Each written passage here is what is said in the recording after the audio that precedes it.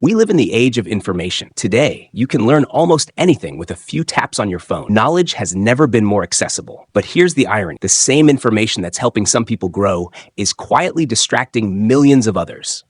It's creating two very different kinds of minds in the world. The first thinks like an owl.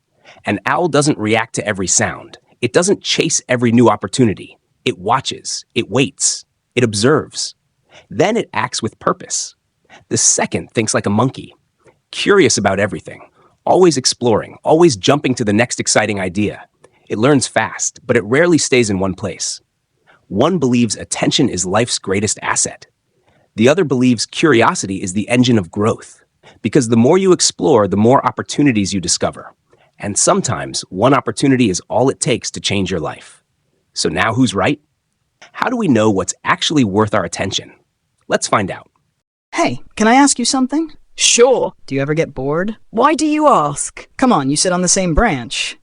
You watch, you think, you barely move. Meanwhile, I'm out here exploring the whole forest. Maybe that's why you know a little about everything, but not enough about anything. Ouch. Hold on, isn't curiosity a good thing? It's one of the best things. Then what's the problem? Curiosity opens doors. But if you keep opening new doors without ever walking through one, you never actually go anywhere. Okay, but successful people learn all kinds of things. Steve Jobs studied calligraphy. Entrepreneurs read psychology. Investors study history. Isn't learning different fields actually a good thing? Absolutely! Problem isn't learning different subjects. The problem is constantly switching before you've learned any of them well. What's the difference? One expands your thinking. The other scatters your attention. That's interesting. Imagine planting 100 seeds. Every single day, you dig them up and plant them somewhere else. Would any of them ever grow? Probably not. That's exactly how most people treat their goals. Well, sometimes people get excited. Yesterday, someone wanted to learn investing. Last week, it was filmmaking. Before that, AI. The modern world rewards curiosity, but it also profits from distraction. Wait, what do you mean? Think about every app on people's phone, every notification, every recommendation, every you should watch this. They're all competing for one thing. Time. Something even more valuable. What's that? People's attention. Because wherever attention goes, life eventually follows. I never thought about it like that. Most people don't. That's why they wake up busy, but go to bed wondering why they never made real progress. You know, most of people spend a lot of time watching successful people. Why? Because they inspire them. How long? What do you mean? How long does that inspiration actually last? Maybe a few hours. Sometimes a day. Then, what happens? Honestly, they look for another video. See, that's where inspiration quietly becomes distraction. Really? Tell me something. How many hours have you spent watching successful people this month? Probably a lot. And how many hours have you spent becoming someone worth watching? Damn.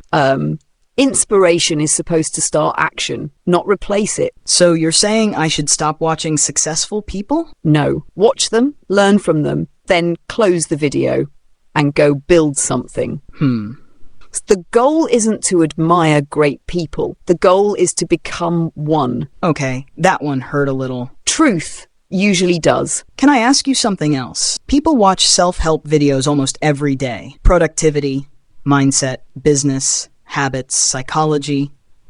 Isn't that a good thing? How many of those ideas became habits? Well, not many. Then let me ask a different question. Why do you keep watching them? Because they make people feel motivated. Exactly. That's why self-help can become addictive. Addictive? Think about it.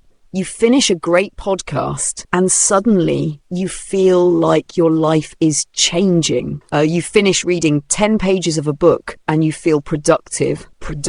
You write goals in a notebook and your brain rewards you before you've actually done anything. Whoa.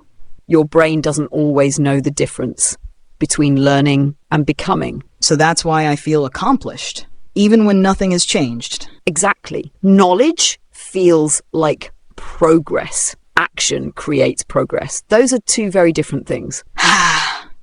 That's actually scary. It is. Information can become one of the smartest forms of procrastination.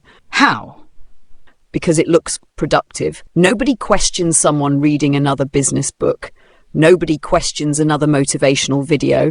Nobody questions another productivity podcast. But if all you're doing is consuming, you're standing still while convincing yourself you're moving. So what's the solution? Simple. For every hour you spend consuming, spend at least 2 hours creating. Creating what? Anything. A business, a skill, a project, a habit, a healthier body, a better relationship. Your life changes far more from what you build than from what you watch. Can I challenge you on something? Of course. You make distractions sound like the enemy. Do I? Yeah. Self-help content, motivational videos, movies, games, music, sports, hanging out with friends. Are all those distractions bad? Not at all. Really? Let me ask you something. Have you ever had a really difficult week, Yeah. then watched a movie, laughed with friends, or spent a day doing absolutely nothing and felt better afterward? Honestly, yeah. That's not distraction. That's recovery. Recovery? Your mind isn't a machine. It needs rest, just like your body does. Then where's the line? Intent. Intent?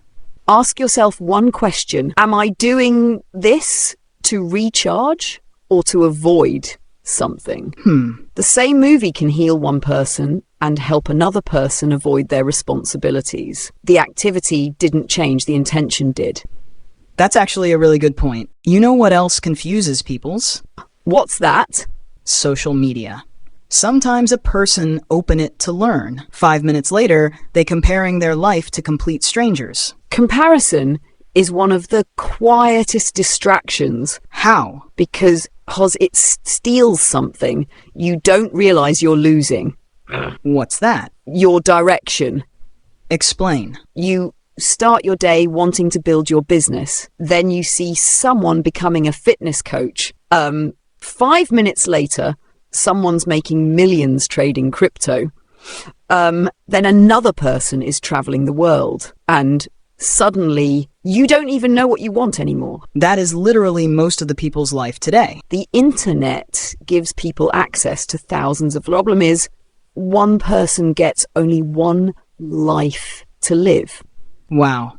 Eventually, they stop chasing their goals and start chasing whatever impressed them today. So inspiration can actually make people lose focus? Absolutely. If every successful person changes your direction, you'll spend your whole life changing lanes. So should I stop following successful people? No. Learn from them. Don't become them. What's the difference? Use their experience to sharpen your path, not to replace it. Remember this. The people you admire didn't become successful by constantly copying someone else. They eventually trusted their own direction. I think that's what I've been missing. I've been looking for the perfect roadmap instead of walking my own path. Now you're going in right direction. You know, I'm starting to understand something. What's that? Oh, Maybe distraction isn't really the problem.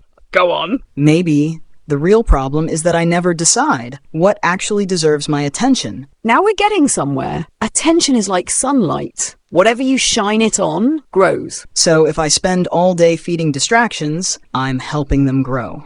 Exactly. Every day, you're casting votes. Votes? Every minute you spend, you're voting for the person you're becoming. Wow. You don't become disciplined overnight. You vote for discipline.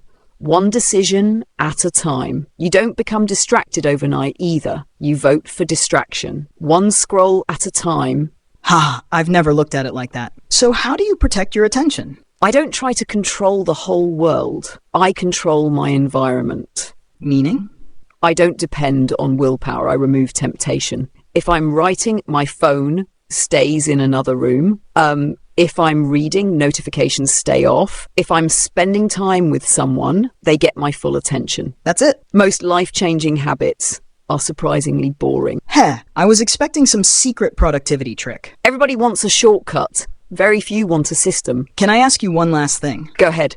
Do you ever get distracted? Every single day. Seriously? Wisdom isn't the absence of distraction. Wisdom is noticing you've been distracted and choosing to come back. So even you don't have perfect focus? Nobody does. The difference is some people return after 5 minutes, others return after 5 years. Damn. You know, when this conversation started, I thought curiosity was my greatest strength. And now? I still think curiosity is a gift, but without direction, it becomes noise. Exactly.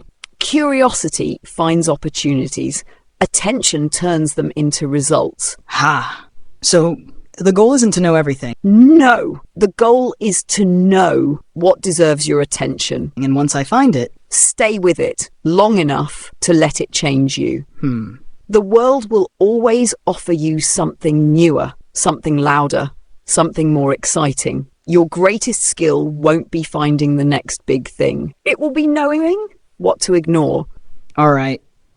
Let's turn all of this into something practical. If you had to give our audience just one challenge today, what would it be? That's actually pretty simple. When this conversation is over, don't watch another podcast. Don't open another self-help video. Don't start another book. Instead, take 5 minutes and ask yourself one question. What did I actually learn today? Then pick just one idea and give yourself a 3-day challenge to put it into action. It doesn't have to be something big. Maybe it's writing a daily to-do list. Maybe it's doing 5 push-ups every morning. Maybe it's practicing a new skill for just 5 minutes a day. Doesn't matter how small it is. What matters is that you stop collecting ideas and start collecting evidence that you can follow through. I like that. Because at the end of the day, our life won't change because of another video. It'll change because we finally decided to act on what we already know.